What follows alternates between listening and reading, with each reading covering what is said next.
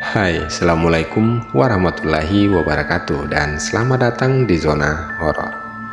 Terima kasih buat kalian yang sudah klik video ini, dan di episode kali ini saya akan melanjutkan cerita yang kemarin.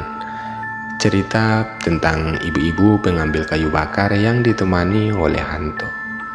Dan buat teman-teman yang mungkin belum nonton video pertamanya dari video ini, silakan teman-teman nonton dulu video yang pertama biar teman-teman ngerti jalan ceritanya seperti apa. Jika teman-teman cari videonya, saya bakal taruh link videonya ada di kolom deskripsi.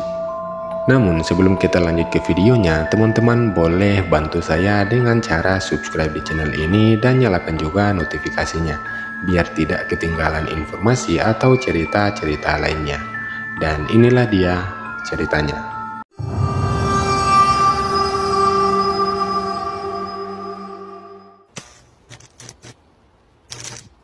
Akhirnya ikutlah mereka sama Pak Edi. Namun sambil memotong daunnya, Pak Edi ini mulai aneh-aneh yang dirasakan oleh Ibu Maya ini. Nah, jadi mereka ini kan sambil ngobrol tuh. Pak Edi ini bilang seperti ini. "Kamu makin cantik ya?" tanya Pak Edi.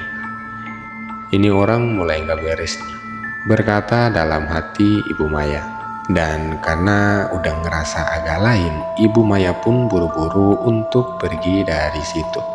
Namun ditahan lagi oleh Pak Edi ini. Katanya, "Jangan dulu pergi, kayunya masih sedikit." Bu Maya pun akhirnya masih stay di situ karena nggak mau nyakitin hati dari Pak Edi ini. Dan disinilah Pak Edi juga menanyakan sesuatu yang bikin Ibu Maya ini sampai bingung. Karena seperti yang saya bilang tadi, bahwa Pak Edi ini kan gak pernah keluar-keluar rumah, kurang lebih udah sampai 8-9 tahun gitu kan. Dan tiba-tiba Pak Edi nanya ke Ibu Maya seperti ini. Bu Maya, itu suaminya udah mulai sekarat ya sakitnya?" Seketika Ibu Maya dibuat diam dengan pertanyaan dari Pak Edi ini. Ibu Maya ini diam bukan karena apa-apa, cuman karena dia kaget aja bahwa mendengar barusan yang dibilang oleh Pak Edi. Karena dia tahu Pak Edi ini kan gak keluar-keluar. Lalu dia tahu dari mana kalau suaminya ini sakit parah. Padahal notabene sakit dari suaminya juga, cuman dia dan beberapa keluarga yang tahu. Dan dari situlah Ibu Maya tanpa bicara sepatah kata pun langsung pegangan tangan dengan cucu-cucunya untuk jalan pulang. Dan lebih buat Ibu Maya ini sampai takut adalah, kan tadi sebelum mereka pulang kan otomatis dong Pak Edi ini masih berada tepat di tempat pengambilan kayu, ya kan? Nah, kata Ibu Maya, pas dia jalan pulang melewati rumah dari Pak Edi ini, tiba-tiba Pak Edi ini sudah berada tepat di depan rumahnya yang sepertinya menunggu mereka gitu. Dan kalian tahu Pak Edi ini bilang, "Bu Maya, kenapa kok buru-buru sekali?" Dan gak pakai babi bu lagi. Ibu Maya ini seketika langsung lari pegangan tangan dengan cucu-cucunya. Dan ya, setelah sampai di rumah, dia mulai menceritakan semua yang dia alami tadi ke tetangga-tetangganya, termasuk saya yang mendengarkan cerita tersebut. Hal tersebut sudah dialami oleh beberapa warga desa yang ada di situ.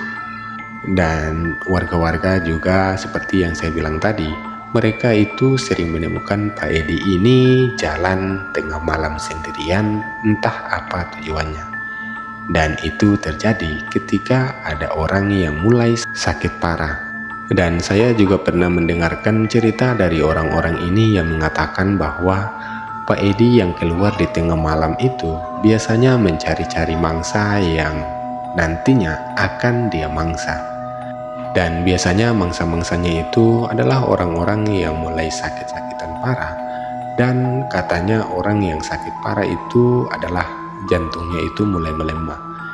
Nah, itu sebabnya warga seringkali bersaksi bahwa sering melihat Pak Edi yang keliaran di tengah-tengah malam sekitar jam 1 sampai jam 3-an.